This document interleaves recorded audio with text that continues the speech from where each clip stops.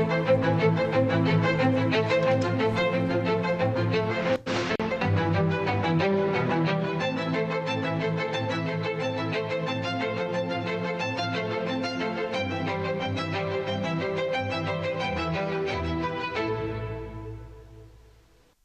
प्यारे देशवासियों, नमस्कार। मन की बात में आपका एक बार फिर स्वागत है। नवंबर का महीना बहुत सी प्रेरणाएं लेकर आया। कुछ दिन पहले ही 26 नवंबर को संविधान दिवस पर सेंट्रल हॉल में विशेष कार्यक्रम का आयोजन हुआ। वंदे मातरम के 150 वर्ष होने पर पूरे देश में होने वाले कार्यक्रमों की शानदार शुरुआत हुई। 25 नवंबर को अयोध्या में राम मंदिर पर धर्म ध्वजा का आरोहण हुआ। इसी दिन कुरुक्षेत्र के ज्योतिसर में पांचजन्य स्मारक का लोकार्पण हुआ। साथियों, कुछ दिन पहले ही मैंने हैदराबाद में दुनिया की सबसे बड़ी लीप इंजन एमआरओ फैसिलिटी का उद्घाटन किया है।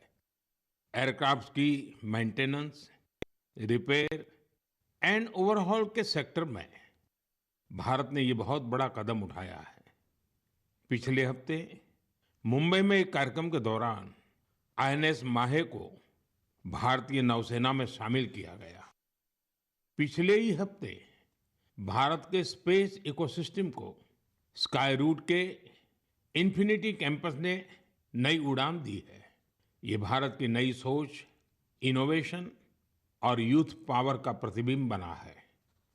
साथियों, कृषि क्षेत्र में भी देश ने बड़ी उपलब्धि हासिल की। भारत ने 357 मिलियन टन के खाद्यान्न उत्पादन के साथ एक ऐतिहासिक रिकॉर्ड बनाया है। 357 मिलियन टन। 10 साल पहले की तुलना में भारत का खाद्यान्न उत्पादन 100 मिलियन टन और बढ़ गया है। खेलों की दुनिया में भी भारत का परचम लहराया है। कुछ दिन पहले ही भारत को कॉमनवेल्थ खेलों की मेजबानी का भी ऐलान हुआ।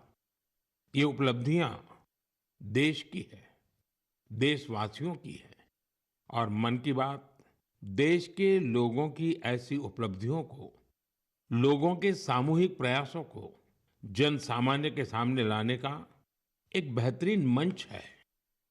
साथियों, अगर मन में लगन हो, सामूहिक शक्ति पर, टीम की तरह काम करने पर विश्वास हो, गिरकर फिर से उठ खड़े होने का साहस हो, तो कठिन से कठिन काम में भी सफलता सुनिश्चित हो जाती है। आप उस दौर की कल्पना करिए जब सैटेलाइट नहीं थी, जीपीएस सिस्टम नहीं था, नेविगेशन की कोई सुविधाएं नहीं होती थी। तब भी हमारे नाविक बड़े बड़े जहाज लेकर समंदर में निकल जाते थे और तय स्थानों पर पहुंचते थे। अब समंदर से आगे बढ़कर दुनिया के देश अंतरिक्ष की अनंत ऊंचाई को नाप रहे हैं। चुनौती वहां भी वही है। न जीपीएस सिस्टम है, न संचार की वैसी व्यवस्थाएं हैं। फिर हम कैसे आगे बढ़ेंगे?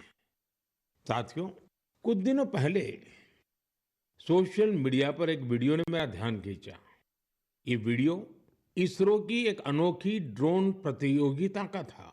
इस वीडियो में हमारे देश के युवा और खासकर हमारे जैन जी मंगल ग्रह जैसी परिस्थितियों में ड्रोन उड़ाने की कोशिश कर रहे थे। ड्रोन उड़ते थे, कुछ पल संतुलन में रहते थे, फिर अचानक जमीन पर गिर पड़ते थे। जानते हैं क्यों? क्योंकि यहाँ जो ड्रोन उड़ रहे थे उनमें जीपीएस का सपोर्ट बिल्कुल नहीं था। मंगल ग्रह पर जीपीएस संभव नहीं, इसलिए ड्रोन को कोई बाहरी संकेत या गाइडेंस नहीं मिल सकता। ड्रोन को अपने कैमरे और इन बिल्ड सॉफ्टवेयर के सहारे उड़ना था।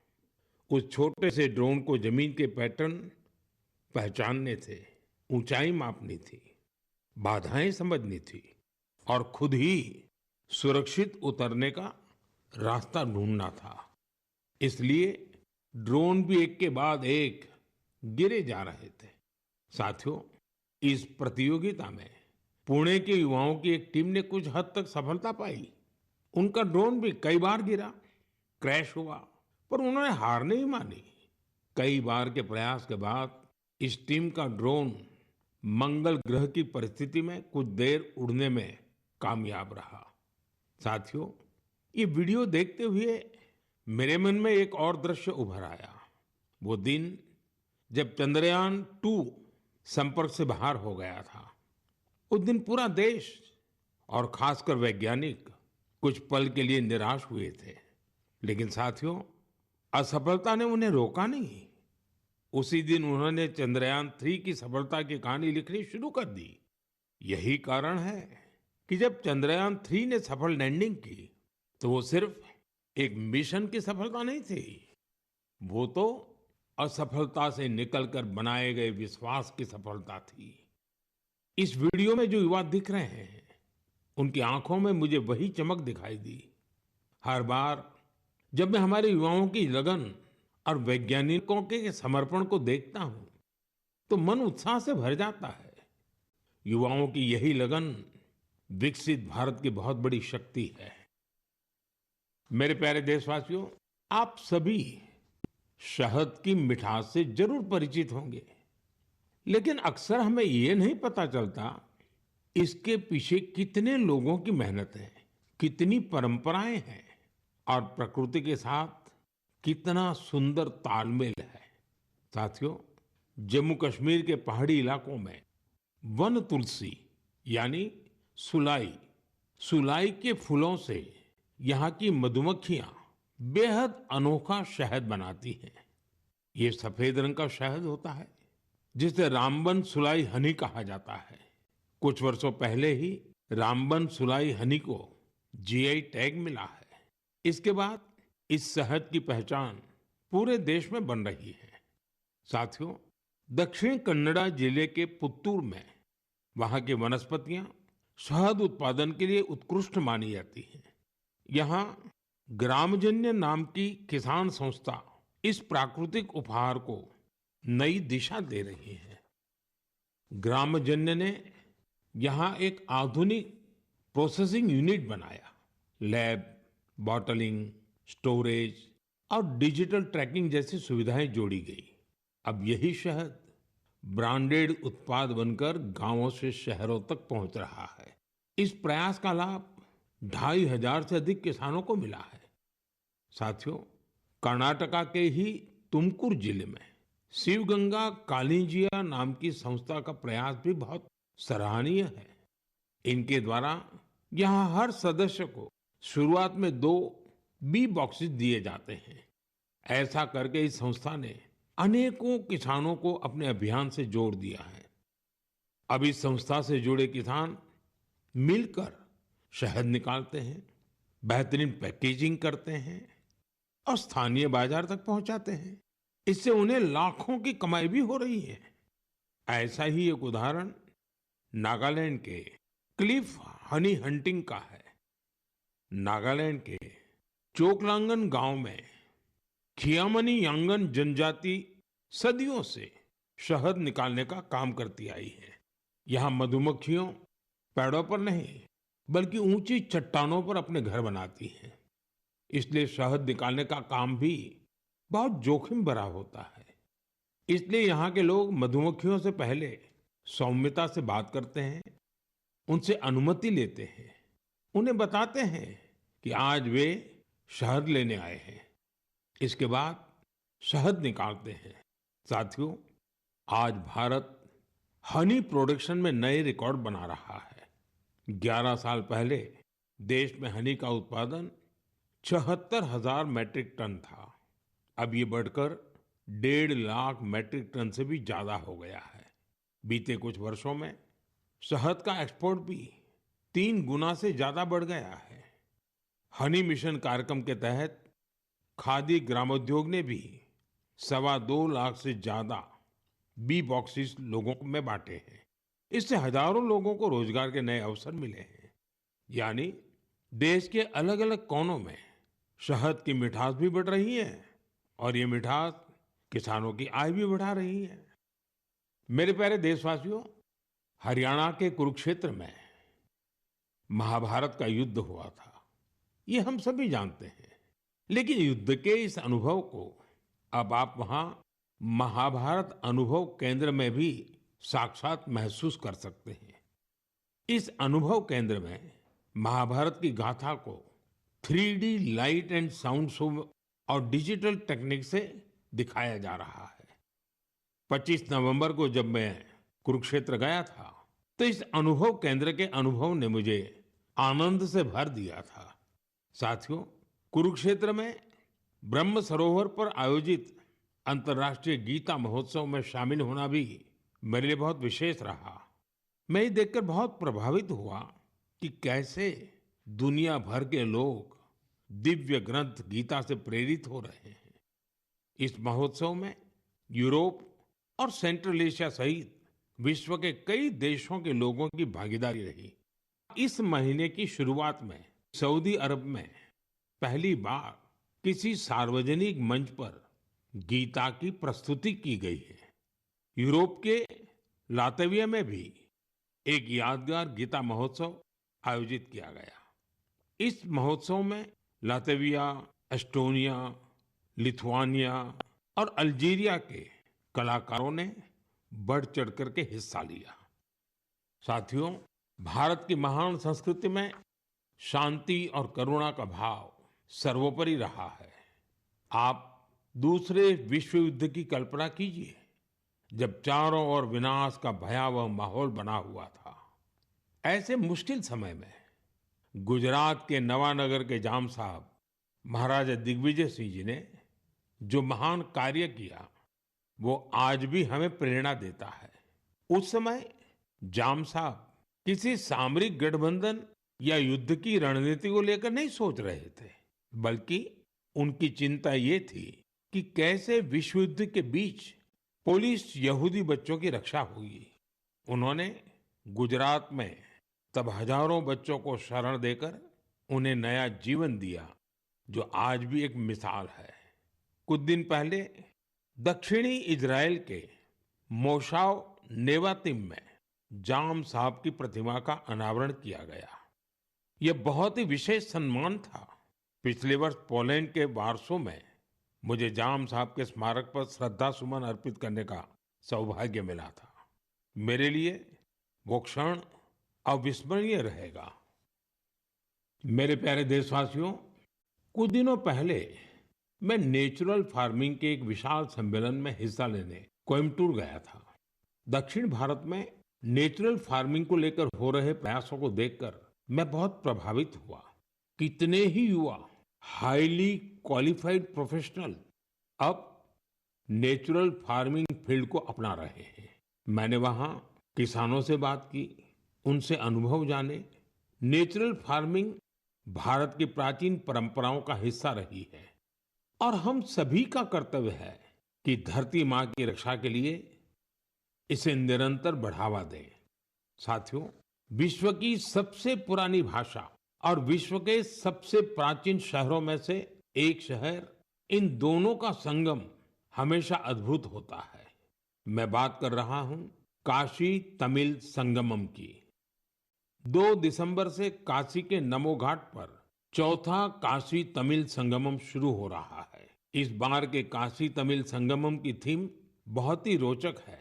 लर्न तमिल, तमिल कर कलम। काशी तमिल संगमम उन सभी लोगों के लिए एक महत्वपूर्ण मंच बन गया है जिन्हें तमिल भाषा से लगाव है।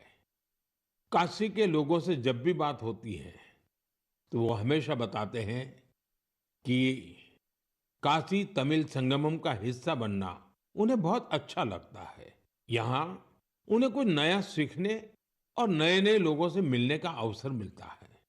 इस बार भी काशीवासी पूरे जोश और उत्साह के साथ तमिलनाडु से आने वाले अपने भाई बहनों का स्वागत करने के लिए बहुत उत्सुक हैं। मेरा आप सभी से आग्रह है कि आप काशी तमिल संगमम का हिस्सा जरूर बने। इसके साथ ही ऐसे और भी मंचों के बारे में सोचें जिनसे एक भारत श्रेष्ठ भारत की भावना मजबूत हो। यहाँ मैं एक बार फिर कहना चाहूंगा, तमिल कलाचारम उयर्वाणद तमिल मोली उयर्वानद, तमिल इंडियाविन पेरुमिदम। मेरे प्यारे देशवासियों, जब भारत के सुरक्षा तंत्र को मजबूती मिलती है तो हर भारतीय को गर्व होता है। पिछले हफ्ते मुंबई में आईएनएस माहे को भारतीय नौसेना में शामिल किया गया। कुछ लोगों के बीच इसके स्वदेशी डिजाइन को लेकर खूब चर्चा रही। वहीं पुडुचेरी और मालाबार कोस्ट के लोग इसके नाम से ही खुश हो गए। दरअसल इसका माहे नाम उस स्थान माहे के नाम पर रखा गया है जिसकी एक समृद्ध ऐतिहासिक विरासत रही है। केरला और तमिलनाडु के कई लोगों ने इस बात पर गौर किया कि इस युद्धपोत का क्रेस्ट, उरुमी और कलारियपट्टू की पारंपरिक लचीली तलवार की तरह दिखाई पड़ता है। ये हम सबके लिए गर्व की बात है कि हमारी नौसेना बहुत ही तेजी से आत्मनिर्भरता की ओर कदम बढ़ा रही है। 4 दिसंबर को हम नौसेना दिवस भी मनाने जा रहे हैं। ये अवसर हमारे सैनिकों के अदम्य साहस और पराक्रम को सम्मान देने का एक खास दिन है। साथियों, जो लोग नेवी से जुड़े टूरिज्म में रुचि रखते हैं, उनके लिए हमारे देश में बहुत सी जगह हैं जहां जाकर उन्हें बहुत कुछ सीखने को मिलेगा। देश के पश्चिमी तट पर गुजरात के सोमनाथ के पास एक जिला है दीव। दीव में आईएनएस खुखरी को समर्पित खुखरी मेमोरियल एंड म्यूजियम है। वहीं गोवा में नेवल एविएशन म्यूजियम है, जो एशिया में अपनी तरह का अनूठा संग्रहालय है। फोर्ट कोची के आईएनएस द्रोणाचार्य में इंडियन नेवल मैरीटाइम म्यूजियम है। यहाँ हमारे देश की मैरीटाइम हिस्ट्री और इंडियन नेवी के इवोल्यूशन को देखा जा सकता है। श्री विजयपुरम, जिसे पहले पोर्ट ब्लेयर कहा जाता था, वहाँ समुद्री का नेवल मरीन म्यूजियम उस क्षेत्र के समृद्ध इतिहास को सामने लाने के लिए जाना जाता है। कारवार के रविंद्रनाथ टैगोर बीच पर वॉरशिप म्यूजियम में मिसाइलों और हथियारों की रिप्लिका रखी गई है। विशाखापट्टनम में भी एक सबमरीन, हेलीकॉप्टर और एयरक्राफ्ट म्यूजियम है जो इंडियन नेवी से जुड़ा है। मैं आप सभी से, विशेषकर मिलिट्री हिस्ट्री में रुचि रखने वाले लोगों से आग्रह करता हूं कि आप इन म्यूजियम्स को देखने जरूर जाएं। मेरे प्यारे देशवासियों, सर्दियां आ गई हैं और साथ ही सर्दियों से जुड़े टूरिज्म का भी समय आ गया है। दुनिया के कई देशों ने सर्दियों में होने वाले टूरिज्म को, विंटर टूरिज्म को अपनी अर्थव्यवस्था का बहुत बड़ा आधार बना दिया है। अनेक देशों में दुनिया के सबसे सफल विंटर फेस्टिवल और विंटर स्पोर्ट्स मॉडल है। इन देशों ने skiing, snowboarding, snow trekking, ice climbing और फैमिली स्नो पार्क्स जैसे अनुभवों को अपनी पहचान बनाया है। इन्होंने अपने विंटर फेस्टिवल्स को भी वैश्विक आकर्षण में बदला है। साथियों, हमारे देश में भी विंटर टूरिज्म की हर क्षमता मौजूद है। हमारे पास पहाड़ भी हैं, संस्कृति भी है और एडवेंचर की असीम संभावनाएं भी हैं। मुझे खुशी है, इन दिनों उत्तराखंड का विंटर टूरिज्म लोगों को बहुत आकर्षित कर रहा है। सर्दियों के मौसम में औली, मुनस्यारी, चोपटा और डेहरा जैसी जगहें खूब पॉपुलर हो रही हैं। अभी कुछ सप्ताह पहले पिथौरागढ़ जिले में 14,500 फुट से अधिक की ऊंचाई पर आदि कैलाश में राज्य की पहली high altitude ultra run marathon का आयोजन किया गया था। इसमें देश भर के 18 राज्यों से 750 से ज्यादा एथलीट्स ने हिस्सा लिया था। 60 किलोमीटर लंबी आदि कैलाश परिक्रमा रन का प्रारंभ कड़कड़ाती सर्दी में सुबह 5 बजे हुआ था। इतनी ठंड के बावजूद भी लोगों का उत्साह देखते ही बनता था। आदि कैलाश की यात्रा पर जहां 3 साल पहले तक मात्र 2000 से कम पर्यटक आते थे। अब यह संख्या भी बढ़कर 30,000 से अधिक हो गई है। साथियों, कुछ ही हफ्तों में उत्तराखंड में विंटर गेम्स का आयोजन भी होना है। देश भर के खिलाड़ी, एडवेंचर प्रेमी और खेलों से जुड़े लोग इस आयोजन को लेकर उत्साहित हैं। स्कीइंग हो या स्नोबोर्डिंग, बर्फ पर होने वाले कई खेलों की तैयारियां शुरू हो चुकी हैं। उत्तराखंड ने विंटर टूरिज्म को बढ़ाने के लिए कनेक्टिविटी और इंफ्रास्ट्रक्चर पर भी फोकस किया है। होम स्टे को लेकर नई पॉलिसी भी बनाई गई है। साथियों, सर्दियों में बेड इन इंडिया अभियान की भी अलग धूम होती है। सर्दियों की सुनहरी धूप हो, पहाड़ से उतरते कोहरे की चादर हो, डेस्टिनेशन वेडिंग के लिए पहाड़ भी अब खूब पॉपुलर हो रहे हैं। कई शादियां तो अब खास तौर पर गंगा जी के किनारे हो रही है।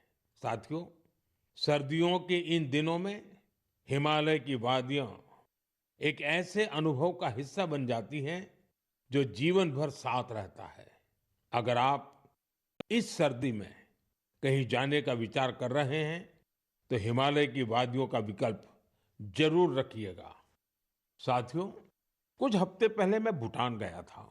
ऐसे दौरों में अलग अलग प्रकार के संवाद और चर्चाओं का अवसर मिलता है।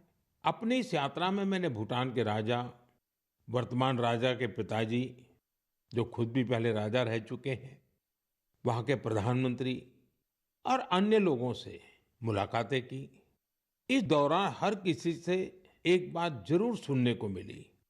सभी लोग वहाँ बुद्धिस्ट रिलिक्स यानी भगवान बुद्ध के पवित्र अवशेष भेजे जाने को लेकर भारतवासियों का आभार जता रहे थे।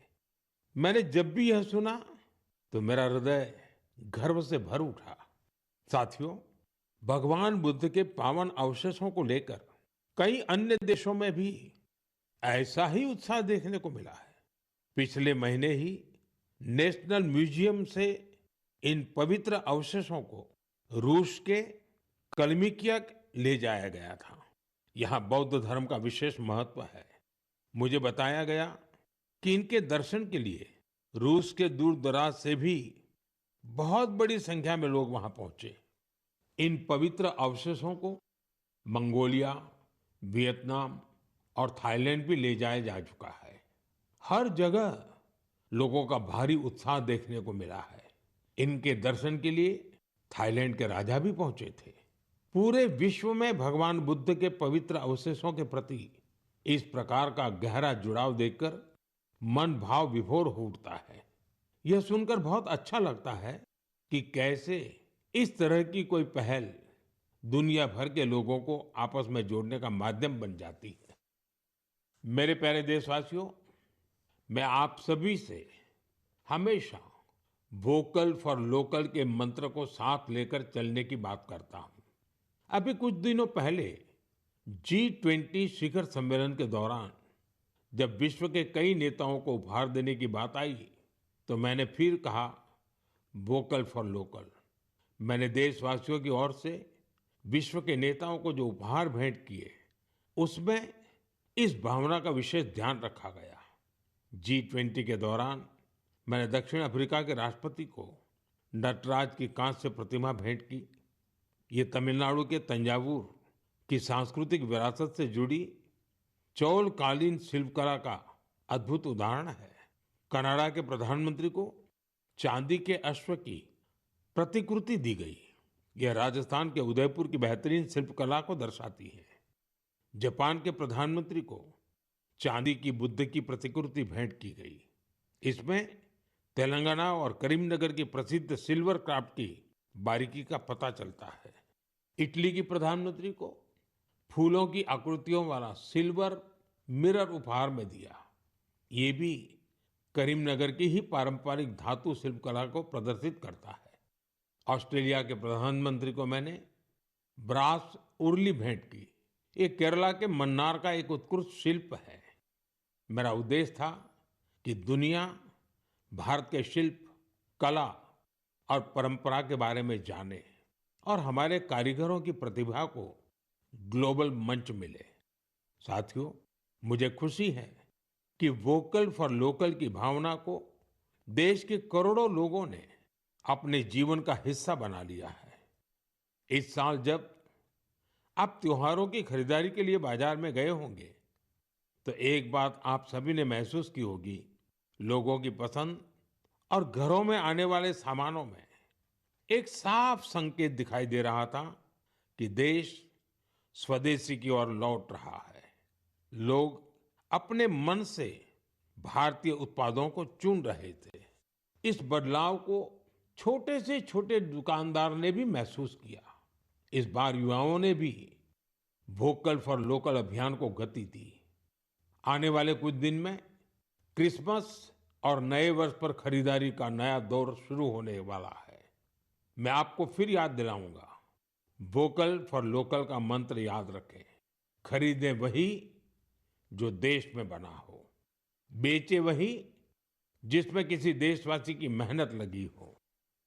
मेरे प्यारे देशवासियों, भारतीय खेलों के लिहाज से ये महीना सुपर हिट रहा है। इस महीने की शुरुआत भारतीय महिला टीम द्वारा आईसीसी महिला विश्व कप जीतने से शुरू हुई, लेकिन उसके बाद भी मैदान पर और ज्यादा एक्शन देखने को मिला है।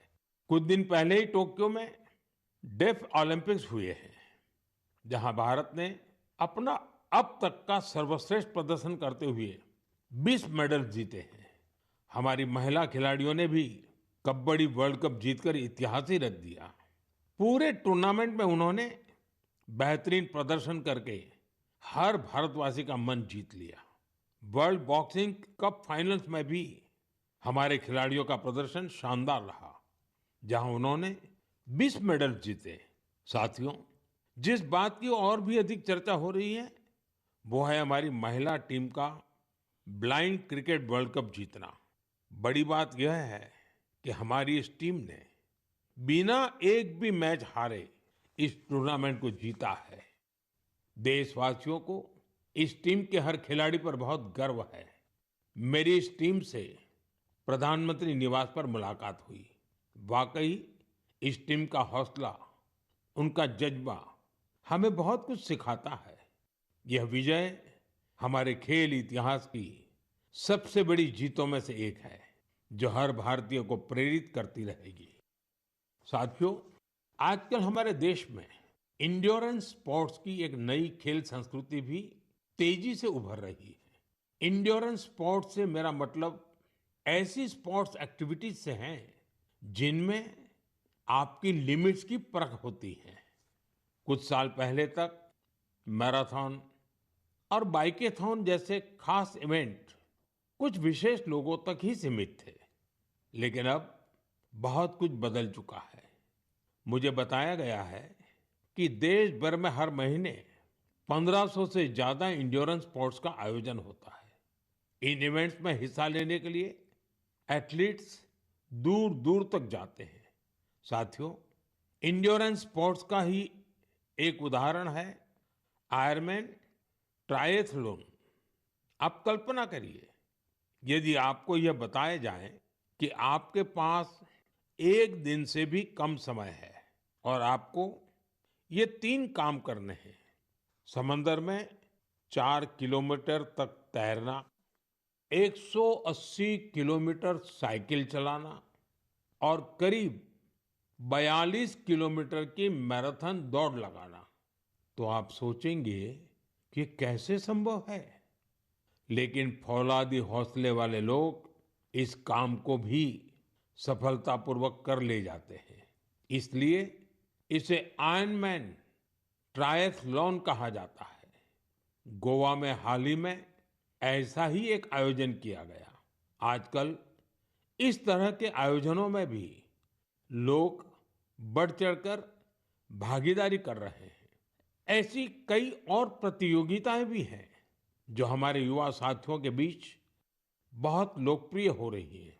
आजकल कई लोग fit India Sundays on cycle जैसे कार्यक्रमों में हिस्सा लेने के लिए साथ आ रहे हैं। ये सब ऐसी चीजें हैं जिनसे फिटनेस को बढ़ावा मिल रहा है। साथियों, आपसे हर महीने मिलना मेरे लिए हमेशा एक नया अनुभव होता है। आपकी गाथाएं, आपके प्रयास मुझे नए सिरे से प्रेरित करते हैं। अपने संदेशों में आप जो सुझाव भेजते हैं, जो अनुभव साझा करते हैं, उससे हमें इस कार्यक्रम में भारत की विविधता को समेट लेने की प्रेरणा मिलती है। जब हम अगले महीने मिलेंगे, तब 2025 खत्म होने वाला होगा। देश के ज्यादातर हिस्सों में अब ठंड भी तेज होती जाएगी।